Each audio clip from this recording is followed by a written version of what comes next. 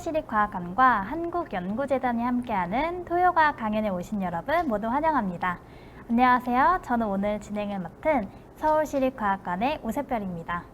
네, 오늘도 많은 분들이 강연을 들으러 와주셨는데요. 고승준님 안녕하세요. 웅구님 토요일에 과학 한입하러 왔습니다. 한입하러 오셨고요. 일리님 안녕하세요. 미우님 네 모두 환영합니다. 네, 오늘부터 토요과학 강연 3기가 시작되었습니다. 3기를 맞이해서 초록초록한 분위기로 바꿔봤는데요. 혹시 눈치채셨나요? 네, 많은 분들이 눈치채주신 것 같은데요. 눈썰미가 모두 좋으십니다. 3기는 오늘부터 총 5회의 강연으로 이루어져 있으며 4회 이상 참여하실 시 수료증을 받으실 수 있습니다. 자세한 날짜는 댓글창 참고해 주시면 감사하겠습니다. 네, 반도체는 우리 주변에 없는 곳을 찾아보기 힘들 정도로 아주 깊숙하게 들어와 있는데요. 이 반도체를 만들기 위해서는 수백 개 이상의 반복되는 공정과 원자 단위를 다룰 수 있는 정밀함이 필요하다고 합니다. 오늘 강연은 사람이 반도체를 만들 수 있을까? 라는 주제로 홍상진 교수님을 모시고 이야기 들어보도록 하겠습니다. 홍상진 교수님은 명지대학교 공과대학 반도체공학과 교수님이시며 반도체 제조 기술과 실시간 반도체 공정 진단 기술에 대해서 연구하고 계십니다. 그러면 큰 박수로 모셔보도록 하겠습니다.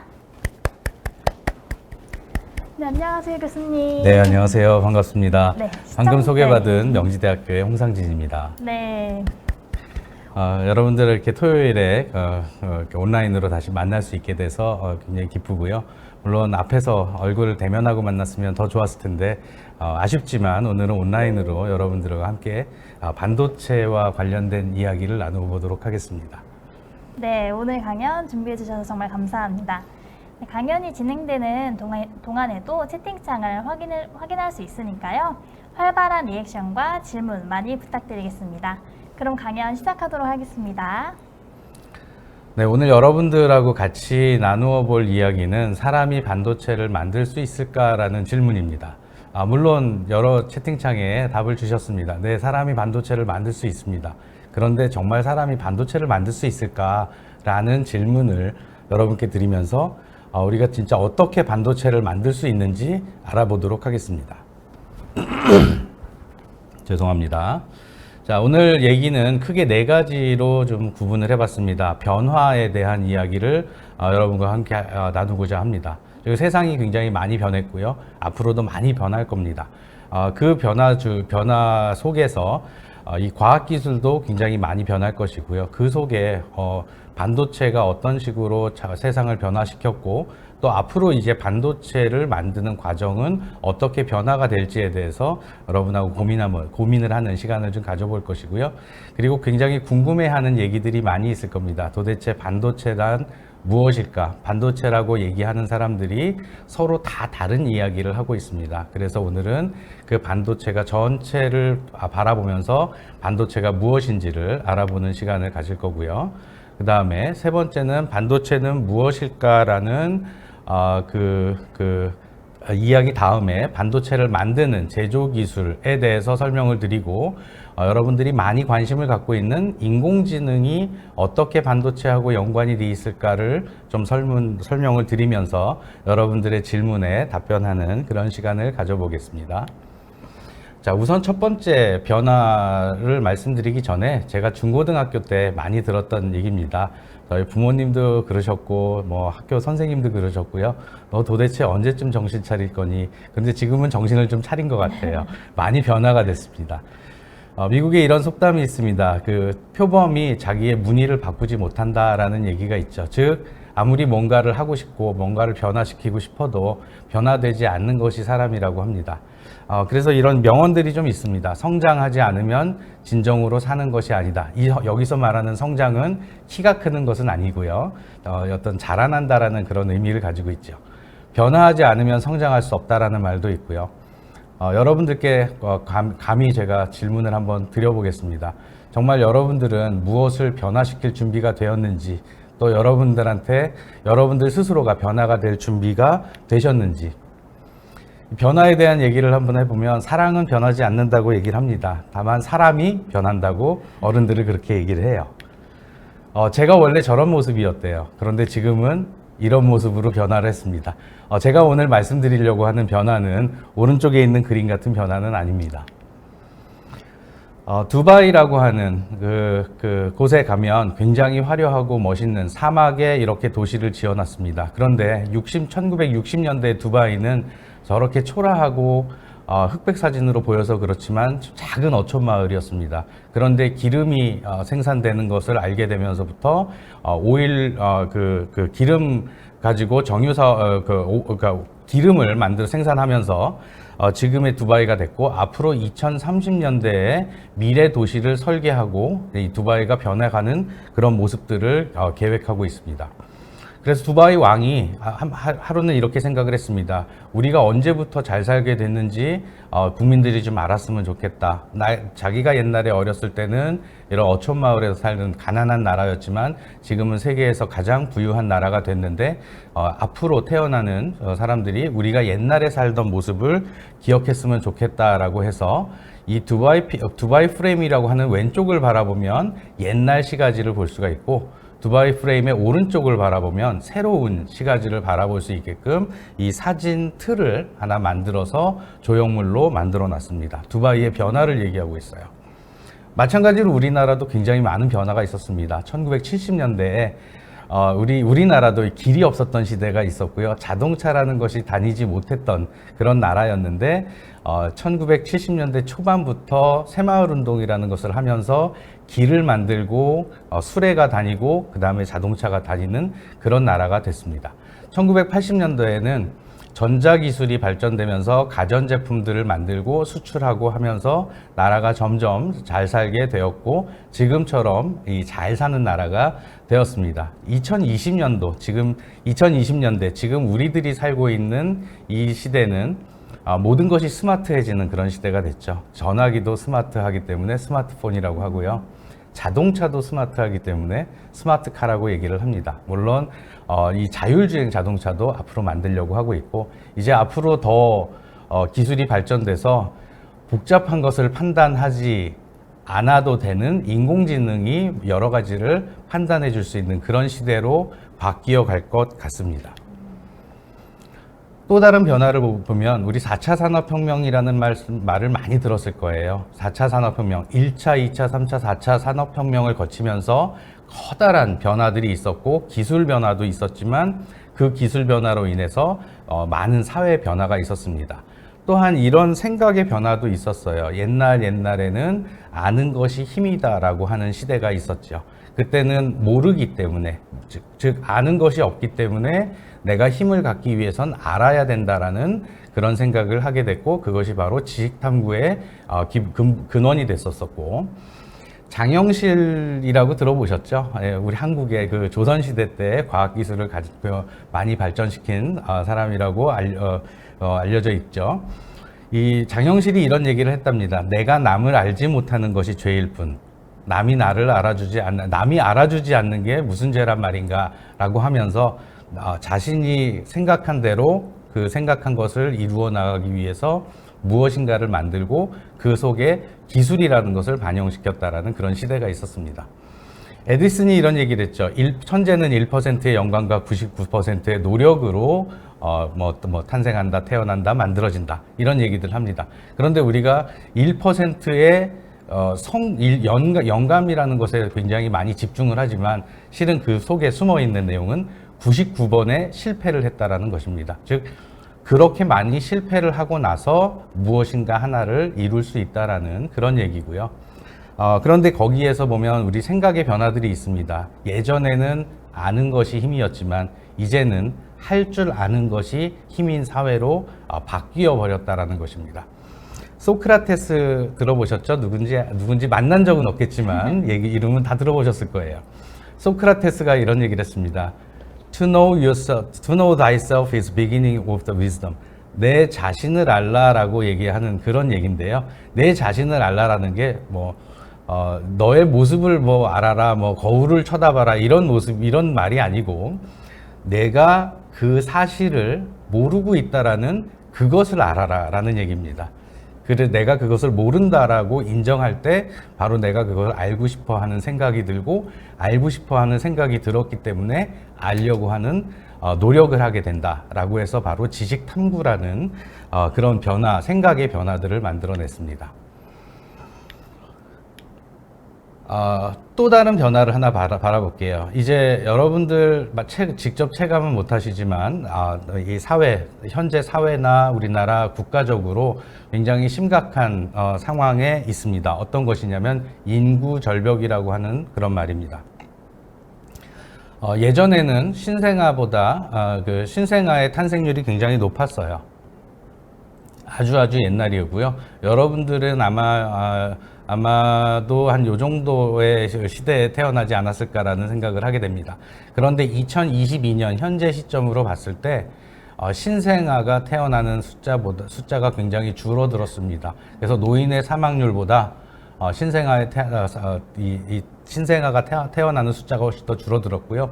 앞으로 마찬가지로 신생아의 이 탄생 숫자는 훨씬 더 신생아의 숫자는 점점 줄어들 것입니다.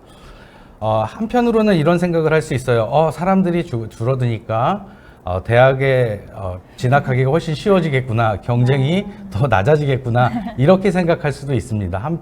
그러나 여러분들이 나중에 어른이 되고 여러분들이 나중에 노인이 됐을 때 여러분들이 사는 세상을 잘 유지하기 위해서 젊은이들이 필요한데 그 젊은이들이 없다 보니 여러분들이 나이를 많이 먹어도 또 일을 해야 되는 그런 세상이 점점점 오고 있습니다. 그게 바로 과거와 미래의 우리나라의 인구 변화로 인한 세상의 변화인 것 같습니다. 마지막으로 변화 한 가지만 더 말씀드릴게요. 4차 산업혁명이라는 것들을 가지고 세상이 많이 변화될 것이다, 또 변화됐다 이렇게 얘기를 했는데 1800년도에 프랑스 얘기를 합니다. 빅토르 휴고라는 그런 문학가가 있는데요. 그 빅토르 휴고라는 사람이 이런 얘기를 했습니다. 군대의 총칼은 막을 수 있어도 시대의 변화는 막을 수 없다, 이런 얘기를 했어요. 그게 무슨 얘기냐? 1800년도에 프랑스에서 시민혁명이 일어나면서 그 이전에는 군대의 총칼로 시민들의 생각을 억누르고 억압했습니다. 그래서 시민들의 권리를 찾지 못하고 이 군대의 무력에 의해서 사는 삶을 살았지만 1800년대 이후부터 바로 이 문화적인 혁명이 일어나고 사람들의 생각이 일어나서 더 이상 무력으로 사람들의 생각을 억누를 수 없는 시대가 도래했다라는 그런 얘기로 여러분이 생각해 보시면 어떨까 싶습니다. 굉장히 많이 변화가 됐죠. 그러면서 저는 이런 생각을 해봤어요. 과연 1차 산업혁명이 무엇인가? 많은 사람들은 증기기관을 발명했다라는 것으로 설명을 합니다. 그런데 한 번 더 생각을 해보면 과연 증기기관 때문에 우리가 얻게 된 것은 무엇일까? 바로 기체를 온도를 높여서 수증기를 만들면 부피가 커집니다. 그 부피가 커지는 것을 일정 부피 속에 가두어 놓으면 바로 압력이라고 하는 힘이 생기죠. 그래서 우리 사람들이 물리학에서 배우는 힘이라는 것을 지배할 수 있는 그런 시대가 된 것이죠. 그래서 내가 아주 무거운 물건을 옮기거나 이동하거나 조작할 때 바로 이런 사람의 힘이 아니라 기술의 힘 또는 자연의 힘, 자연과학의 힘을 이용해서 아주 무거운 것들을 이동시킬 수 있었고요.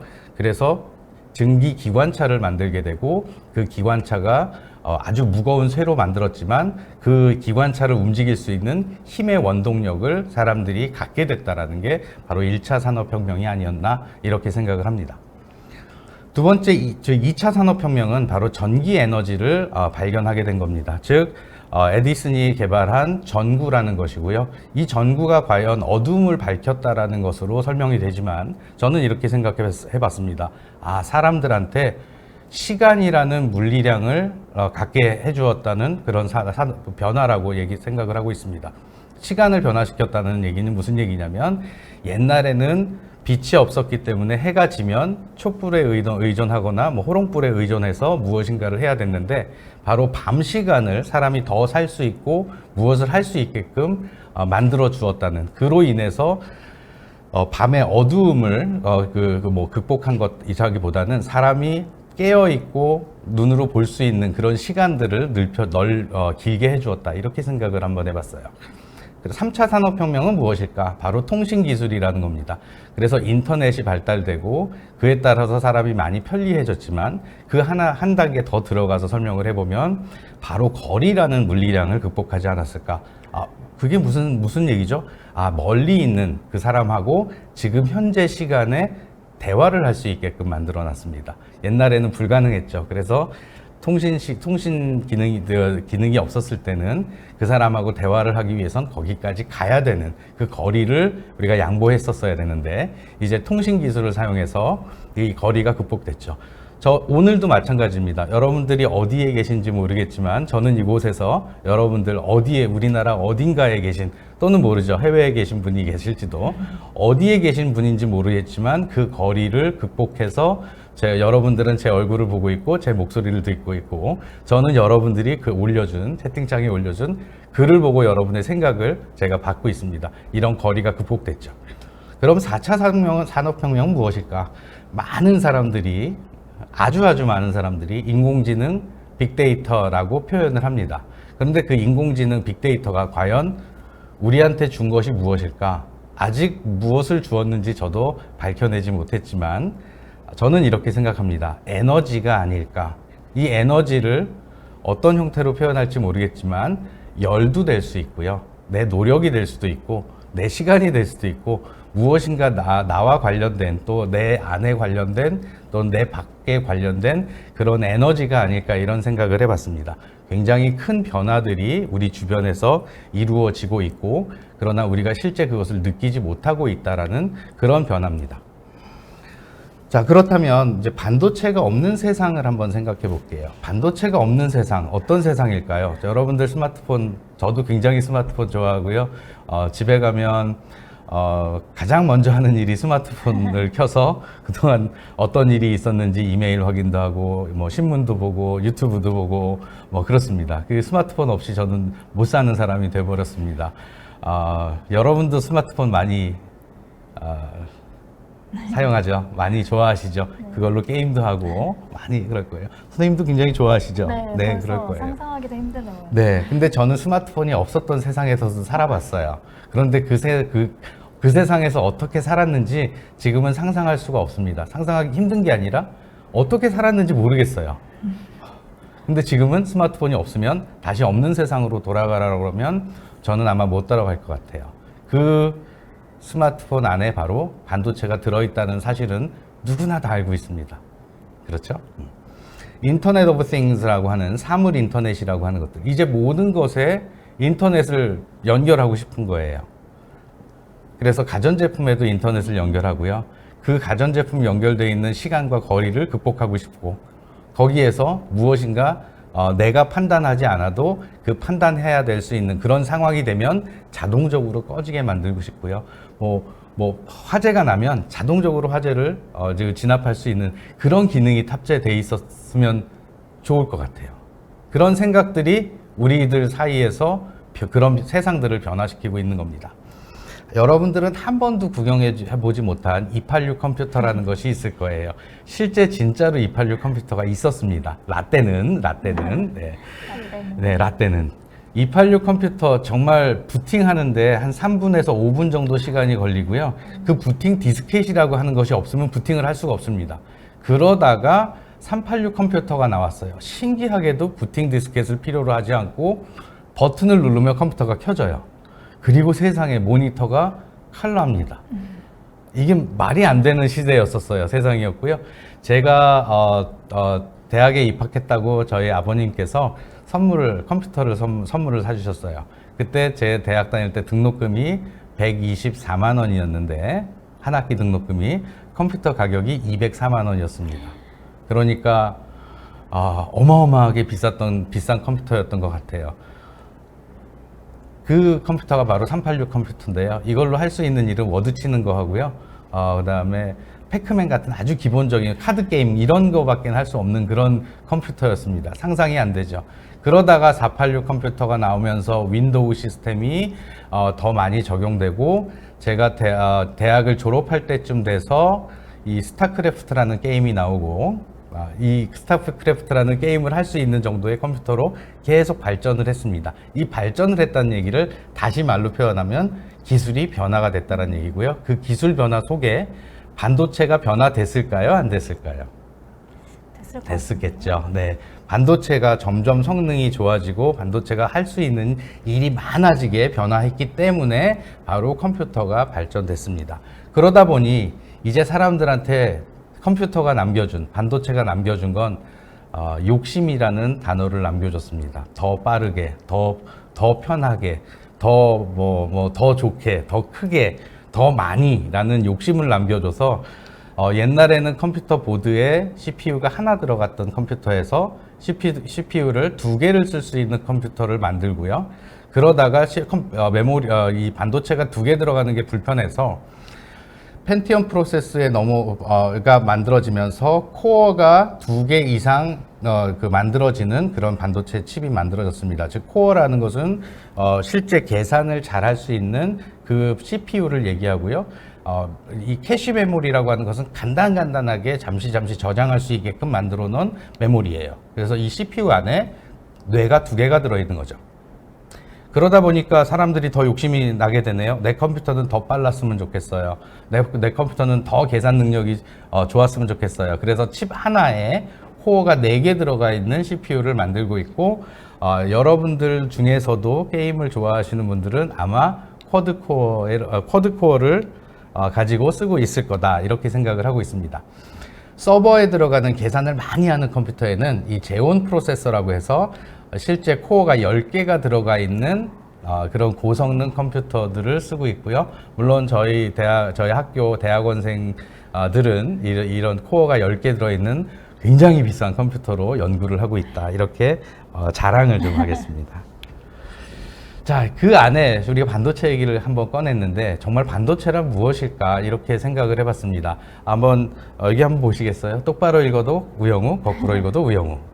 자, 그 말을 다르게 좀 얘기를 해보면 이것도 반도체, 저것도 반도체입니다. 자, 여기에 있는 보시면 메모리 반도체, 시스템 반도체, 전력 반도체, 광 반도체, 자동차 반도체 등등등등등 반도체 이렇게 돼 있어요. 과연 이런 것이 무엇일까? 이 반도체가 무엇일까? 바로 메모리 반도체는 정보를 저장한다라는 의미를 가지고 있어요. 그럼 그 정보라는 것이 무엇일까? 바로 숫자라는 얘기예요. 근데 그 숫자를 우리가 사람이 사용하는 숫자를 어떻게 하면 컴퓨터가 아는 숫자로 바꿔줄 수 있을까? 그래서 0이라는 숫자는 우리가 0이라고 표현할 수 있고요. 1이라는 숫자는 1로 표현할 수 있어요. 그런데 2라는 숫자는 컴퓨터는 표현할 수가 있는 방법이 없는 거죠. 그래서 이렇게 생각을 했습니다.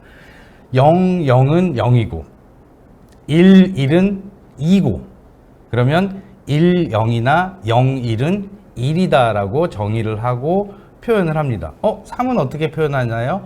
또 다시 표현을 합니다. 0은 1이고 3은 1이고 01은 1이고 10은 2고 이런 식으로 이진법으로 표현을 하는 그런 숫자 표현 방식을 사용해서 컴퓨터는 숫자를 생각을 했고요.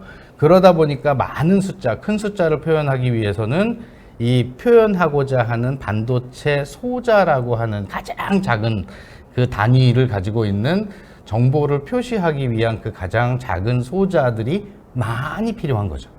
그래서 점점점 이 컴퓨터의 능력이 점점점 좋아졌다는 얘기는 그런 소자가 더 많이 들어있다는 것이고요. 10개, 20개 가지고 안 되니까 100개, 200개 가지고 안 되니까 1000개, 10,000개 가지고 안 되니까 100만 개 가지고 안 되니까 지금은 1000만 개의 반도체 소자가 담겨 있는 반도체를 만들고 있다라는, 즉 반도체 소자가 담겨 있는 반도체 칩이 만들어지고 있다는 것이 바로 지금 현재 반도체라고 우리가 생각하는 것들이에요.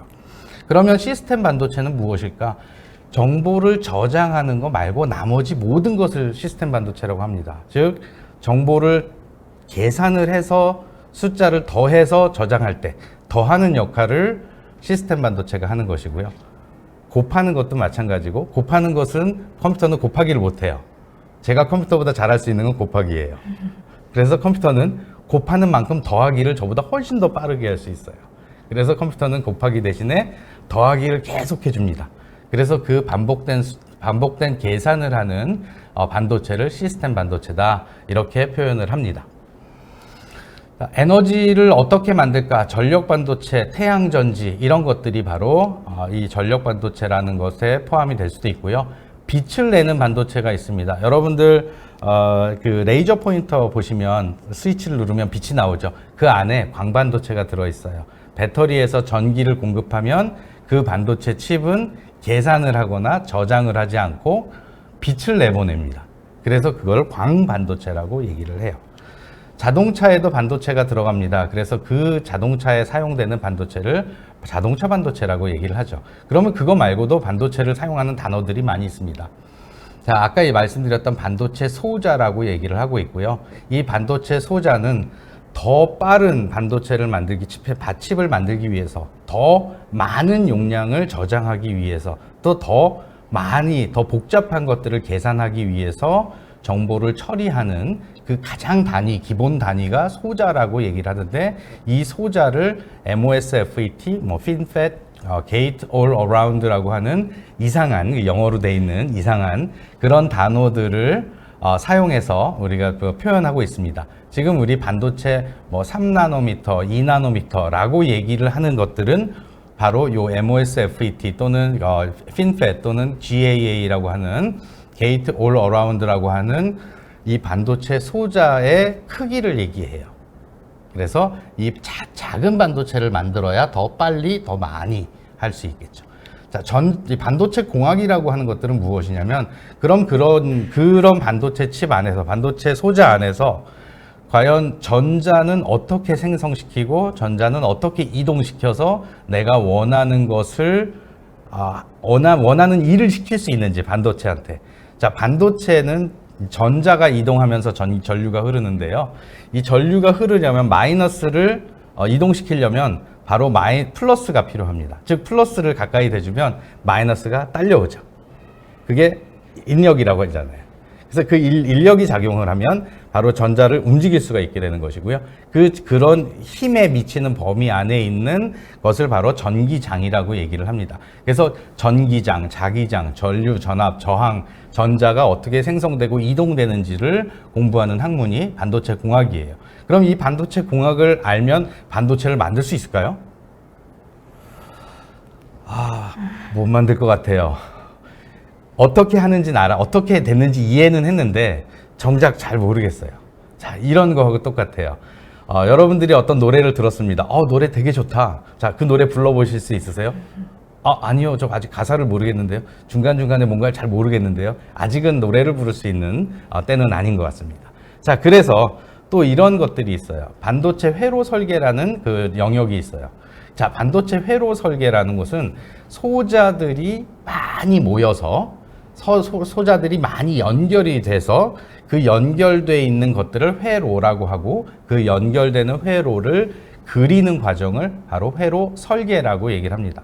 그러니까 내가 원하는 동작을 시키기 위해서는 회로 설계가 필요해요. 좋은 회로 설계가 필요하고, 그 설계가 아날로그라는 방식으로 일을 하면 아날로그 설계고요. 디지털 회로 설계면 디지털 0, 1을 표현하는 방법이면 디지털 반도체 회로다 이렇게 표현합니다. 자, 그러면 그렇게 설계된 회로를 가지고 이제 반도체를 만드는 과정이 필요합니다. 그것을 우리가 공정이라고 하고, 아까도 이 선생님께서 처음에 말씀하실 때 무수히 많이 반복해야 되는 그런 그 말씀을 하셨는데, 바로 그게 반도체 공정이라고 하는 겁니다. 반도체 과정이고요. 오늘 이 시간 말고 이전 시간에 바로 반도체와 연관되어 있는 얘기를 하면서 플라즈마라는 것을 학습하셨을 겁니다. 그리고 혹시 그 플라즈마를 잘 모르시는 분들은 이 성균관대학교 최희엽 교수님께서 강의해 주신 그 내용을 보면 원자층 증착 방막, 원자층 방막이라고 하는 그 내용에서 플라즈마를 사용해서 만든다라고 얘기를 하는데, 바로 그런 만드는 과정이 공정이다 이렇게 생각을 할 수 있습니다. 그럼 그렇게 공정을 통해서 만들어진 반도체 방막을 우리가 반도체 소재라고 얘기를 하죠. 그래서 소재가 바로 재료라는 것이고요. 그 재료의 특성이 좋아야 바로 내가 원하는 일을 시켰을 때 전기를 통하게 하면 도체고요. 전기를 못 통하게 하면 부도체고요.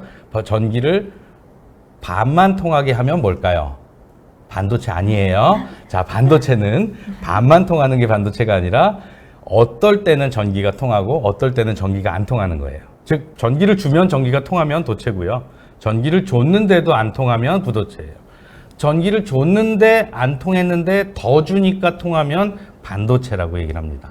그래서 그런 반도체 재료, 부도체 재료, 도체 재료를 잘 이 설계를 해서 만드는 과정이 반도체 공정이에요. 그렇다면 이 반도체 공정을 통해서 우리가 현재 만들고 있는 반도체 크기는 머리카락의 10,000분의 1 정도, 머리카락의 지름, 길이 말고요. 머리카락의 단면 지름의 10,000분의 1 정도 작은 크기를 무엇인가 만들어내야 돼요. 즉 여러분들 머리카락 잘 안 보이잖아요. 그거 단면 자르면 머리카락이 한국 사람의 머리카락은 평균 한 40마이크로에서 50마이크로 정도 왔다 갔다 합니다. 물론 여러분들 중에 나는 유난히 머리카락이 두꺼워 이렇게 이게 자신감이 있으신 학생들이 있다면 그 학생의 머리카락은 두께가 60마이크로 정도 될 거예요.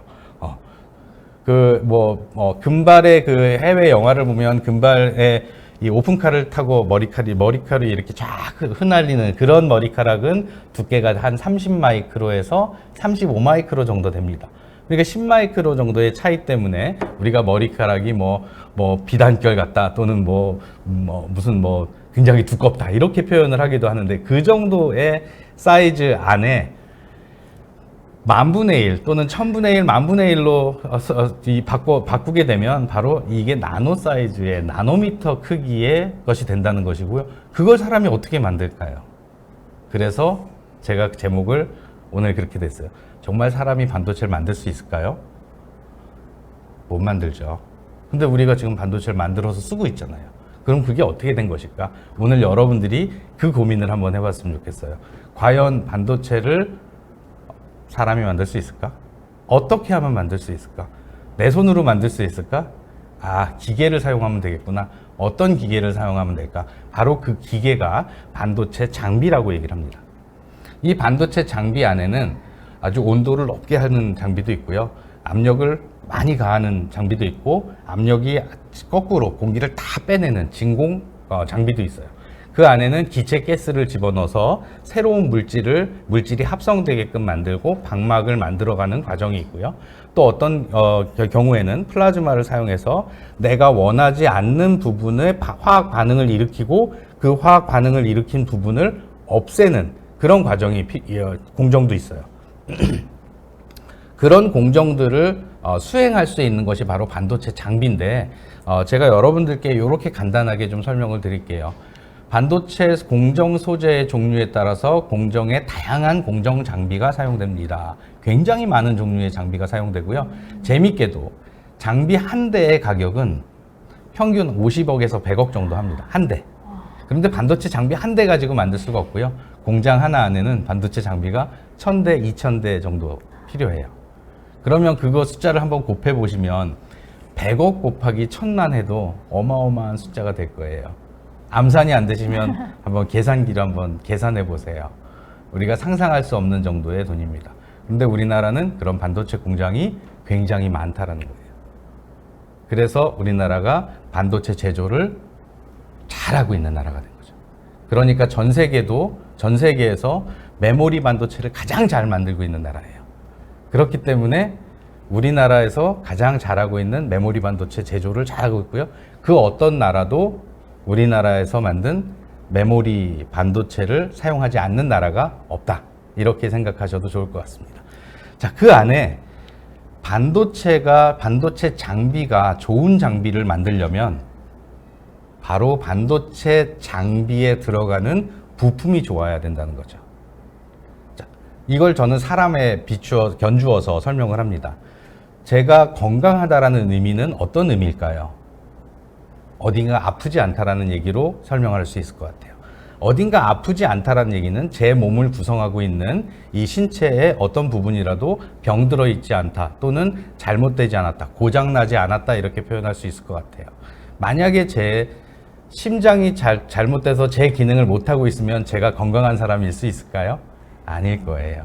만약에 제 간이 잘못돼서 제 기능을 못한다면 제가 건강한 사람이 될 수 있을까요? 아니에요. 제 위가 잘못된다면, 제 콩팥이 잘못된다면, 제 몸이 어디 발가락이라, 새끼 손톱이라도 하나 잘못돼서 아픔을, 통증을 느끼고 있다면 저는 제가 해야 되는 그런 역할을 못하고 있을 거예요. 만약에 오늘 이렇게 얘기를 하다가 제가 실수로 혀를 깨물면 얼마나 아플까요? 그러면 제가 여러분들한테 이렇게 설명을 드릴 수 있을까요? 안 돼요. 그 어떤 거 하나도 제 몸을 구성하고 있는 그 어떤 거 하나도 조금이라도 이상하면 저는 제 역할을 못한다는 것이고요. 즉 반도체 장비도 그 장비 안에 구성되어 있는 부품이 하나라도 잘못된다면 그 장비가 제 역할을 못할 것이고, 그 장비가 제 역할을 못한다는 얘기는 그 비싼 장비가 무용지물이 된다는 얘기고요. 그 비싼 장비가 무용지물 된다는 얘기는 바로 그 장비를 사용해서 만드는 공정에서 불량이 난다라는 거죠. 그러니까 웨이퍼는 버려야 돼요. 얼마나 아까워요. 얼마나 아까워요. 네, 그래서 바로 오늘 그런 얘기들을 하려고 합니다. 자, 반도체 기술 분야로 조금 더 깊게 들어가 볼게요. 반도체 기술 분야에는 반도체 재료라는 분야가 있고요. 주로 신소재공학과나 화학공학과에서 공부를 합니다. 물론 물리학과에서도 반도체 재료에 대해서 공부를 하기도 합니다. 자, 반도체 소자, 아까 말씀드렸던 PN정션, BJT, MOSFET, CMOS, 이거는 한국말로 표현하면, 한국말로 쓰면 더 어려워요. 다른 말이 없어요. 왜냐하면 반도체는 글로벌 기술이라서 영어로 된 용어를 사용하는 것이 굉장히 일반적입니다. 이걸 한국어로 바꿔놓으면 우리 한국 사람도 못 알아듣고요, 미국 사람도 못 알아들어요. 그러니까 우리 그냥 영어로 된 거 그냥 써도 괜찮죠? 이게 영어 아니니까, 단어니까. 네. 그래서 여러분들이 영어 공부도 조금 해주시면 더 좋을 것 같다. 이런 그냥 아저씨가 이렇게 하는 얘기 드립니다. 반도체 회로 아까 설명드렸죠. 연결돼 있는 거. 그래서 그렇게 만든 반도체 제품을 우리가 메모리라고 하거나 또는 시스템 반도체라고 하거나 CPU냐, 마이크로 프로세서냐, 센서냐, GPU냐 라고 하는 제품명으로 설명을 합니다. 그렇다면 이런 것들이 이제 반도체 기술이라고 하면 반도체 소부장, 즉 소재 부품 장비, 반도체를 만드는 과정에서 있는 기술들은 반도체 공정, 반도체 장비, 반도체 패키징, 반도체 테스팅, 그리고 반도체를 만드는 공장, 설비가 있어요. 그래서 그 반도체를 만드는 곳에서는 먼지가 없어야 되기 때문에 클린룸이라는 것을 가지고 운영을 하고요. 그 안에는 진짜 먼지가 없습니다. 그래서 저도 학교에 가서 실험을 할 때는 먼지가 없는 클린룸에서 일을 합니다. 얼마나 깨끗한 곳에서 일을 하는지 모르겠어요. 자, 질문이 하나 있습니다. 고승준 학생이 반도체가 얼마나 중요한지 알게 된 것 같아요. 감사합니다. 앞으로 대학 전공을 조금 더 선택폭을 크게 생각해 볼 수 있을 것 같습니다. 늘 사용하고 있는 반도체, 혹시 반도체를 전공을 하려면 물리, 수학 어떤 과목을 공부해야 될까요? 어떤 과목을 공부하기 전에 아까 제가 말씀드렸던 우리 생각의 변화가 좀 먼저 필요할 것 같아요. 반도체를 왜 공부하고 싶은지를 먼저 우리 그 고승준 학생이 마음을 정하면 더 좋을 것 같아요. 반도체 내가 월급을 많이 받기 위해서 높은 연봉을 받기 위해서 반도체를 하고 싶다라는 생각이라면 글쎄요, 대신 세상을 이롭게 하고 싶다. 지금보다 더 좋은, 더 행복하고 아름답고 더 사람들이 편하게 살 수 있는 세상을 만들어 보고 싶은 그런 생각이 들었다라고 하면 저는 굉장히 박수 쳐드리고 격려해드리면서 반도체는 종합 예술입니다. 즉 물리학도 필요하고요, 수학도 필요하고, 화학도 필요하고, 기계공학도 필요하고, 산업공학도 필요하고요, 소프트웨어도 필요하고, 안 필요한 게 없어요. 그래서 한 사람이 그것을 다 할 수가 없습니다. 그래서 이 어떤 방면으로 내가 좋아하는, 그리고 내가 잘할 수 있는 그 한 가지 분야를 정해서 거기에서 최선을 다하는 사람들이 있고, 그 사람들이 모여 있어야지만 반도체를 만들 수 있다. 그래서 아무 나라나 반도체를 할 수가 없어요. 돈도 많이 필요하고요. 그다음에 사람들이 열정도 있어야 되고요. 그 사람들이 진짜 열정만 있는 게 아니라 실제 열심히 해야 돼요. 그래서 아까 말씀드렸던 아는 것이 힘이다를 믿는 사람들은 반도체 할 수 없습니다. 할 줄 아는 것이 힘이다라고 하는 사람들이 바로 반도체를 할 수 있는 사람이라고 얘기하고요. 저는 그런 사람들을 반도체 하는 사람이라고 이렇게 표현을 해요. 반도체 하는 사람. 새로운 말뜻이겠지만 우리 고승준 학생도 반도체 하는 사람이 되면 좋겠어요. 그렇다면 물리 하나만 잘하셔도 돼요. 네. 수학을 수학자만큼 잘하실 필요 없어요. 근데 물론 수학을 수학자처럼 잘하시면 더 좋겠죠. 그래서 한 가지를 잘할 수 있는 그런 사람이 여러 사람이 협심해서 모여서 일을 할 수 있게끔 공부를 하시면 좋겠다. 자, 다음 또 계속 설명을 좀 드릴게요. 자, 우리 반도체 본 적이 있으세요? 근데 반도체 얘기 오늘 하루 종일 반도체 얘기했는데 반도체를 본 적이 없어요. 핸드폰을 부셔봤지만 또 핸드폰을 이렇게 열어봤지만 요즘 반납해야 돼서 교환해야 되고 핸드폰 열어보는 사람도 별로 없을 거예요. 그 안에 이 갤럭시 핸드폰인데요. 그 안에 반도체 몇 개 들어있어요. 몇 개 안 들어있는데 얘네들이 100만 원씩 합니다. 200만 원씩 합니다. 이게 왜 이렇게 비싸죠? 물론 저도 공짜폰을 주로 사용을 하지만 뭐 거기에 있는 비용이 다 들어가 있는 거지만요. 왜 이렇게 비싸죠? 이렇게 돼서 비싸요. 이 반도체 칩 하나 안에 이렇게 작은 그림들이 몇 층으로 수없이 많은 층들이 만들어져 있고요. 저 선 하나하나의 저 선이 머리카락의 1000분의 1 또는 10,000분의 1의 크기예요. 그러니까 머리카락을 여기에다 하나 띡 갖다 놓으면 이게 칩 전체가 다가 아니고요. 칩의 아주 일부분이에요, 사실은. 머리카락을 이렇게 세워서 90도로 세워놓으면 머리카락이 이만합니다. 머리카락보다 엄청나게 작은 그런 그림을 만들어야 돼요. 과연 사람이 이 그림을 그릴 수 있을까요? 못 그리고요. 과연 사람이 이 모양을 파낼 수 있을까요? 못 파내죠. 그래서 사람이 파내는 것이 아니고 사람이 만드는 것이 아니고 바로 반도체 장비가 만든다. 이렇게 오늘 말씀을 드립니다. 그런 층들이 이렇게 여러 층이 돼 있어요. 그래서 여러분들이 사용하는 이 핸드폰에 들어가 있는 그 반도체 같은 경우에는 보통 10층에서 12층, 뭐 애플 반도체, 애플 그 아이폰을 사용하시는 분들은 요 층이 14층까지 이렇게 돼 있습니다. 그 14층으로 구성되어 있는 반도체 칩이 다 연결이 돼야 되고요. 그 수백만 개, 그러니까 수백만 개, 수천만 개 막 돼 있는 그 선들이 필요한 대로 다 연결이 잘 돼 있어야 돼요. 만약에 하나만 연결이 안 돼 있으면 어떻게 돼요? 하나라도 연결이 안 돼 있으면 그 반도체는 동작하지 않고요. 그 반도체가 들어가 있는 핸드폰은 켜지지가 않고요. 또는 오동작을 일으키고요. 그래서 결국은 버려야 되는 겁니다.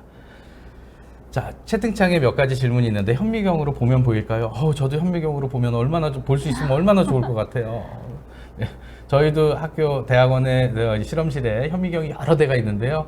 그 현미경으로는 볼 수가 없어요. 그래서 너무나 1200배를 확대할 수 있는 현미경으로요. 보이지가 않아요. 그래서 저런 반도체를 보기 위해서는 전자현미경이 필요하고요. 이제는 그 전자현미경으로도 보이질 않아요. 그래서 원자 단위를 볼 수 있는 그런 원자현미경을 사용해야지만 보여요. 근데 그 원자현미경으로 무엇인가를 하나 보려면 전체를 다 볼 수가 없고요. 아주 작은 분야밖에는 볼 수가 없다라는 것이에요. 자, 반도체 웨이퍼, 칩, 소자, 반도체 회로 설계, 소자, 공정 이런 것들이고 거기에 흔히 나오는 단어가 반도체 웨이퍼라고 하는 겁니다. 이 웨이퍼 하나에 대략 요즘엔 1500개의 네모난 칩이 만들어지고 있어요. 자, 그래서 한 개의 칩 안에는 50km 이상의 회로선이 연결되어 있습니다. 50km. 즉, 여러분이 어디서 사시는지 모르겠지만 50km라고 하면 굉장히 먼 거리예요. 그렇죠? 네, 굉장히 먼 거리예요. 그게 하나의 선으로 쭉 연결이 되어 있어요. 그러다 보니까 선은 얼마나 얇을까요? 그러다 보니까 선은 얼마나 길까요? 그러다 보니까 아무리 반도체라고 해도 저항이 높아질 수밖에 없어요. 그러니까 전기를 가해준 전기 에너지는 굉장히 많은 부분 소비가 되고 있습니다. 무엇으로? 열로. 그래서 여러분들 컴퓨터를 노트북을 무릎에 올려놓고 쓰거나 또는 핸드폰을 오래 쓰고 있으면 귀가 뜨거워지는, 얼굴이 뜨거워지는 이유가 바로 반도체에서 나오는 열 때문에 그래요. 자,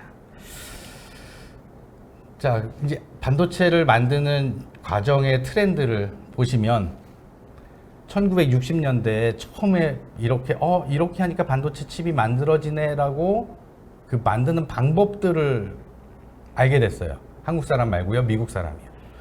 1970년대에 이렇게 하니까 반도체 칩이 만들어졌어 라고 했던 시대가 있었고요. 너도 만들고 나도 만들어서 회사들끼리 서로 경쟁하는, 기술을 경쟁하는 시대에 있었습니다. 우리나라 말고요, 미국에서요. 그때 바로 여러분들이 들어보셨겠지만 인텔이라고 하는 회사가 만들어졌고, 그러면서 인텔의 제품을 우리가 제일 많이 CPU로 쓰고 있다.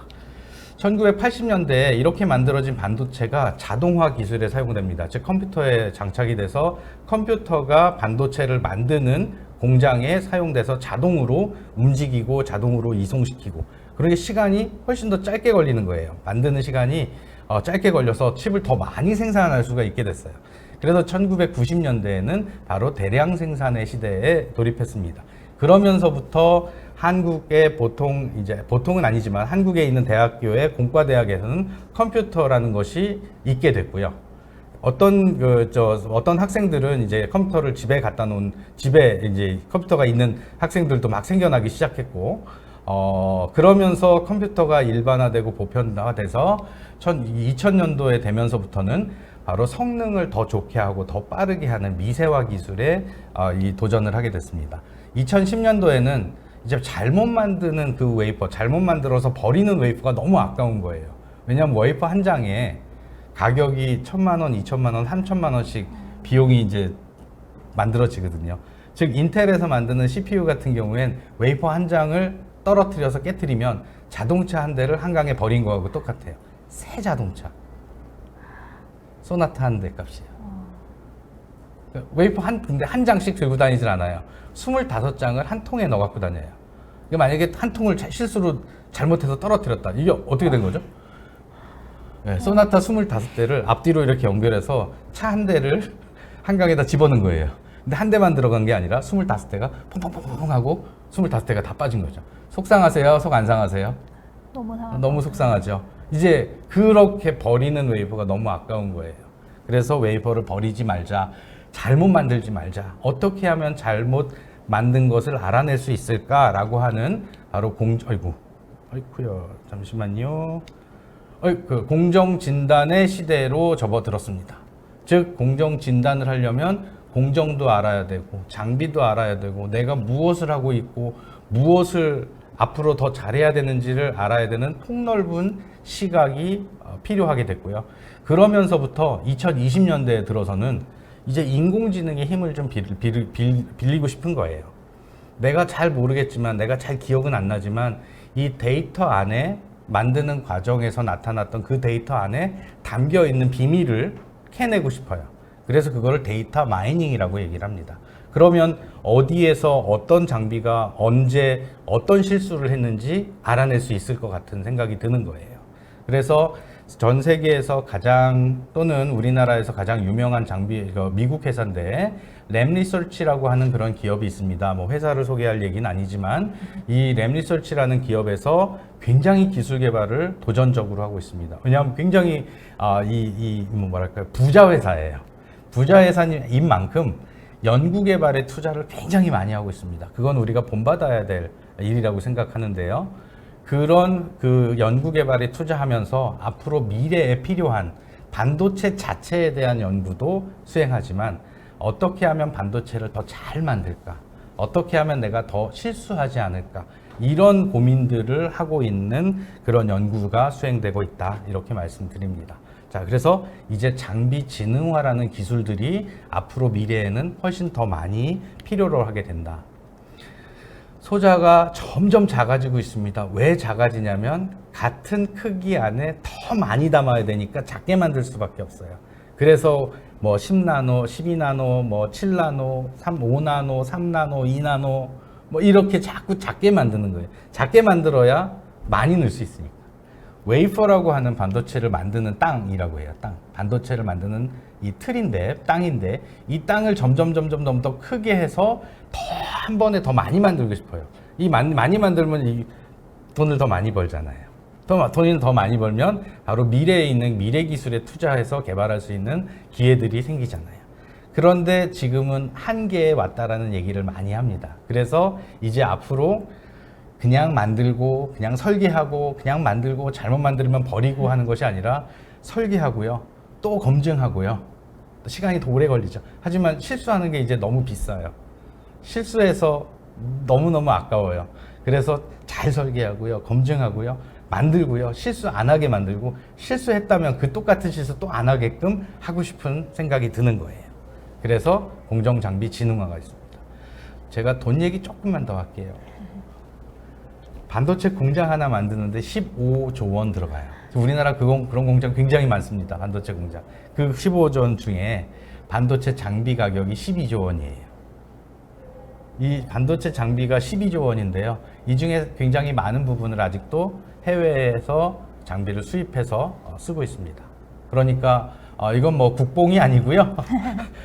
우리 여러분들이 미래의 꿈을 그렇게 가졌으면 좋겠어요. 이제 우리나라 반도체 정말 잘 만들고 있습니다. 이 잘 만드는 기술, 세계 최고의 기술을 가지고 있어요.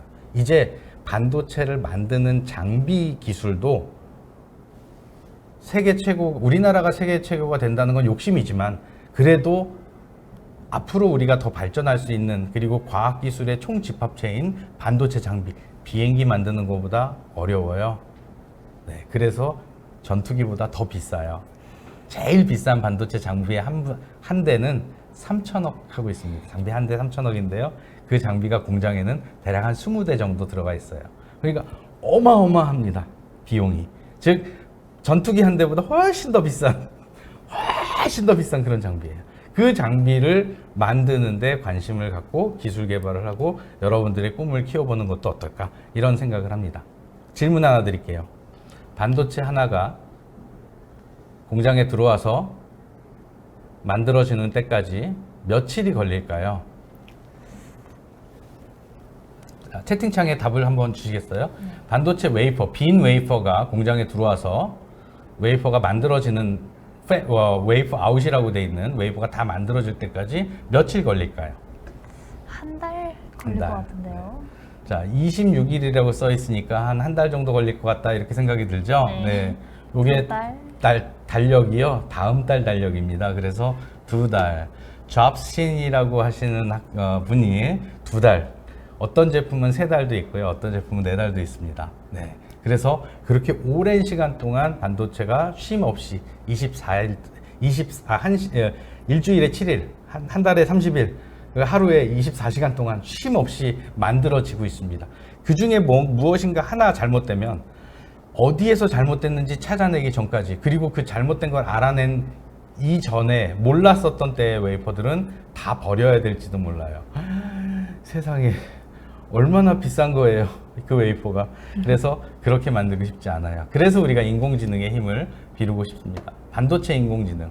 자, 인공지능을 사용해서, 즉 인공지능을 위한 반도체도 있어요. 즉 인공지능이 인공지능 계산을 잘하라고 인공지능이 계산하는 방식으로 설계하고 그렇게 만들어 놓은 반도체 칩이 있어요. 이제는 그 칩을 가져다가 반도체를 만드는 데 쓰고 싶어요. 즉 인공지능 반도체를 만들었다면 그 인공지능 반도체를 다시 반도체 장비에 넣어서 장비가 더 지능화됐으면 좋겠어요. 내가 만든 인공지능이 아니라 이제 인공지능이 만든 반도체가 됐으면 좋겠다라는 생각을 하기 시작했습니다. 그러면 사람이 하는 실수를 막아줄 수 있을 것 같아요. 자, 그래서 이 반도체 소재 부품 장비 분야에 좀 집중돼서 이런 인공지능을 사용해서 반도체를 만드는 그런 교육을 하고 있는 얘기고요. 실제 반도체 생산 라인에서는 이런 반도체 장비 하나하나가 수천 대가 있습니다. 여기 반도체 생산 라인 중에 복도 하나인데요. 이 복도가 몇 수십 개가 있어요. 여기에서부터 여기까지 거리가 한 300m에서 한 길게는 뭐 400m, 500m 되는 그 공장도 있습니다. 이런 복도가 수십 개가 있어요. 그 수십 개 안에 장비가 쫙 빼곡하게 들어 있습니다. 그 장비 하나를 이렇게 그림을 그릴 수가 있고요. 그 장비 하나 중에 요 웨이퍼가 들어가는 요 부분 한 곳이 있고요. 그 웨이퍼가 들어가는 이 챔버라고 하는 부분이 바로 요렇게 생겼습니다. 요렇게 생긴 것 중에 웨이퍼는 요 위에 위치하고 요 안에 다양한 부품들이 사용돼서 온도도 가해지고 기체도 가해지고 우리가 알지 못하는 화학 반응들 이 안에서 이루어지고요. 물리적인 현상들이 발생하고 있습니다. 즉 이온들이 분해돼서 전자가 이동하고 플라즈마가 만들어져서 새로운 물질들을 만들어내고 없애고 하는 그런 과정들이 이 속에 숨어 있습니다. 그래서 저희 학교에 있는 이제 학생들은 실제 이런 요 장비가 한 50억쯤 돼요. 네. 그래서 이런 장비를 직접 사용해서 공부도 하고 있고 어떻게 운영되고 있는지 공부를 하고 있습니다. 저희 대학만 그런 것이 아니라 국가핵융합에너지연구원, 이름이 좀 무시무시하죠. 핵융합, 그러니까 바로 핵융합의 일부분이 바로 플라즈마를 만들어내는 부분이고요. 그 플라즈마의 종류 중에 인공 태양을 만드는 플라즈마도 있지만 반도체를 만드는 플라즈마도 있어요. 그래서 이 플라즈마를 사용하는 공정 장비에 이 장비가 더 지능화됐으면 좋겠다라고 해서 100여 명의 연구원들이 모여서 대학 교수님들과 여러 개의 국가 연구소가 합심을 해서 앞으로 우리 똑똑한 장비 만들어 보자라는 차원에서 연구를 하고 있고요. 앞으로도 4년 동안에 이런 그 숙제를 지금 하고 있습니다. 4년 동안 이 문제를 해결해야 되는 것들이 있어요. 바로 이 센서를 사용해서 테스트를 하고, 그 다음에 시각, 플라즈마, 모니터링, 데이터베이스, 인공지능, 디지털 트윈, 시뮬레이터, 제어, 이렇게 굉장히 많은 부분이 포함돼서 반도체 장비가 더 똑똑해지게끔 만들고 싶습니다. 아마 이렇게 똑똑해진 장비는 지금 판매되는 장비 가격의 2배를 받아도 괜찮을 것 같아요. 왜냐하면 똑똑한 장비잖아요. 그러니까 그 똑똑한 장비가 만들어내는 반도체들은 실수가 덜할 것 같잖아요. 그래서 이런 부분에 있어서 국가적으로도 굉장히 많은 재원을 투입해서 연구를 하고 있다, 이렇게 말씀을 드리겠습니다. 혹시 궁금하신 점이 있거나 그러면 이렇게 카페 같은데 방문하셔서 글을 좀 남겨주셔도 좋고요. 나중에 연락을 주시면 또 답변을 좀 드리도록 하겠습니다. 자, 오늘 질문 나온 것 중에 몇 가지만 제가 선택해서 좀 답변을 좀 드릴게요. 자, 잡신이라고 하는 아이디를 쓰시는 분, 0, 1 두 개 말고 그 이상에 다루는 것은 불가능한가요? 아니면 그게 어렵거나 비효율적이라서 안 하는 건가요? 네, 처음에 초창기에 반도체를 만들면서 컴퓨터를 사용할 때 0과 1을 표현하는 이진법을 사용했습니다. 그런데 이제 최근에 몇 년 전에 이진법이 아니라 다른 진법을 사용해서, 즉 삼진법을 사용해서 더 많은 숫자를 표현하는 그런 방법들을 연구해서 양자 컴퓨팅이라고 하는 그런 방식으로 무엇인가를 지금 이제 연구하고 그걸 상용화하려고 노력을 하고 있습니다. 문제는 기존에 있는 컴퓨터들은 0과 1 두 개를 사용하고요. 새로 앞으로 만들어지는 건 0과 1이 아닌 그 이상을 표현하게 되면 서로 호환이 안 됩니다. 그러니까 그것들이 다 바뀔 때까지 이렇게 시간이 좀 필요한데, 지금 당장은 어떤 건 되고 어떤 건 안 되겠죠. 그러나 여러분들이 사용하는 가정용이나 수업 이런 학교에서 사용하는 것들은 아무래도 당분간은 0과 1을 표현하는 이진법 계산을 쓸 것이다. 자, 12라고 하시는 아이디를 쓰시는 분이 반도체 칩이 손톱만한데 여기에 회로 설계할 때 어떻게 설계해요? 사람이 만드나요? 아니면 기계로 만드나요? 오늘 제가 강요했던 질문이에요.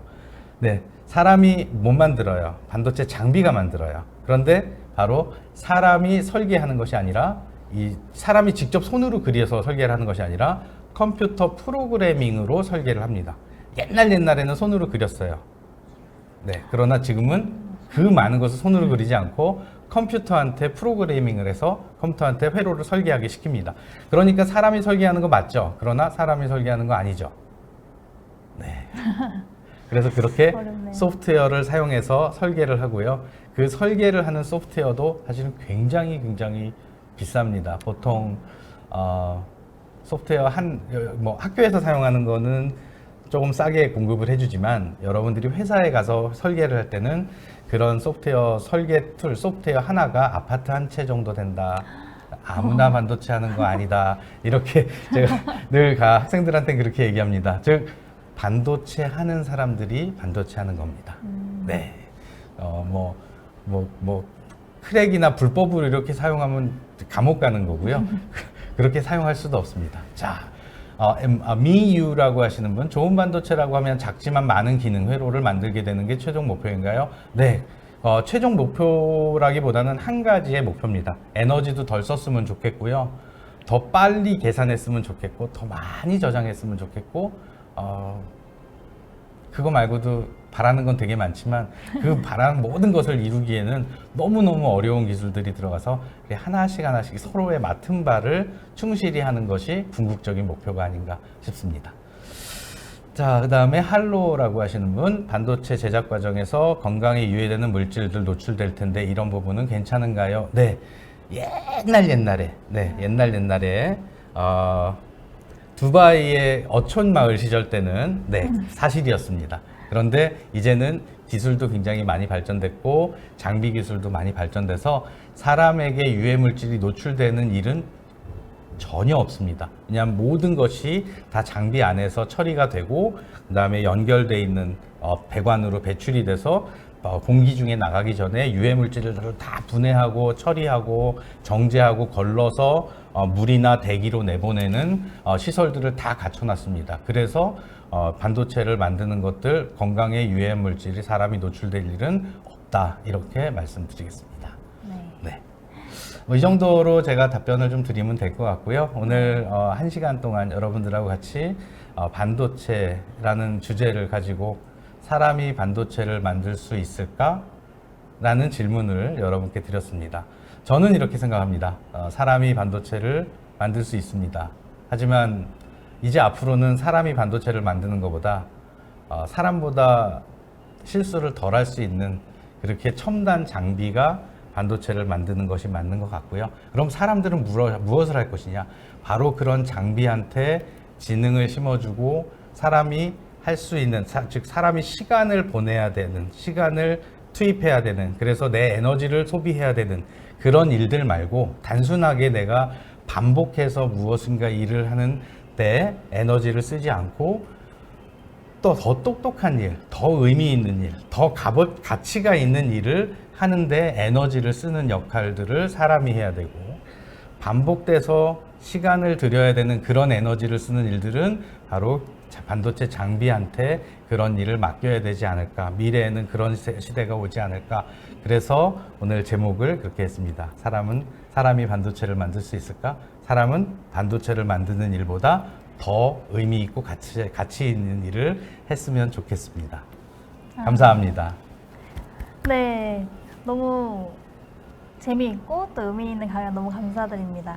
벌써 약속한 시간이 다 되었는데요. 강연에 푹 빠져 있다 보니까 시간이 훌쩍 지나가 버린 것 같습니다. 네, 교수님께서는 유튜브를 통해서 실시간으로 강연 진행하셨는데 소감이 어떠신가요? 재미있었습니다. 여러분들이 앞에 있었으면 여러분들을 더 웃겨드릴 수도 있고 더 재밌게 할 수도 있었는데 그런 점이 없어서 좀 아쉽지만 여러분들이 채팅창에 글을 올려주시는 걸 보고 저도 굉장히 즐거웠습니다. 여러분 고맙습니다. 네, 채팅하시는 분들도 미소 지으시면서 채팅 쳐주셨을 것 같아요. 네, 오늘 1시간 동안 열심히 강연해주신 홍상진 교수님께 큰 박수 부탁드립니다. 네, 고맙습니다. 여러분. 네. 그러면 저희는 다음 주 토요일 8월 20일 촉매와 녹색 지구라는 주제로 찾아뵙겠습니다. 긴 시간 함께 해주신 시청자분들 모두 감사합니다. 그럼 다음에 또 만나요. 안녕.